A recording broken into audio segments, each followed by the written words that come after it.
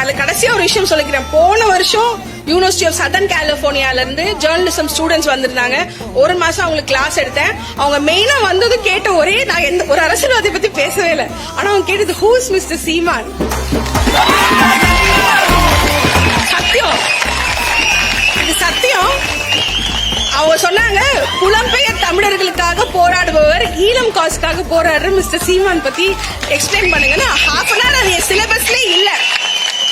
என் சிலபஸ்ல இல்லாத half an hour நான் அந்த கிளாஸ் எடுத்தேன். அப்பதான் எனக்கு தெரிஞ்சது நம்ம ஊர்ல இருக்க மனுஷங்களோட மதிப்பை நாம முதல்ல வளர்த்துக்கணும். நான் ஒரே சமூகத்துல பிறந்தாதான் அண்ணன் தம்பி இல்ல, நான் அப்படிதான் நினைச்சேன். ஒரே சமூகத்துல பிறக்கிறவங்க தான் அண்ணன் தம்பி ரத்தம்னு இல்ல. எனக்காக பேசுற எல்லாமே அண்ணன் தம்பி தான். என் பெண்களுக்காக பேசுற எல்லாமே ரத்தம் தான். அப்ப அது என்ன ரத்தம்னா அது தமிழ் ரத்தம் தான்.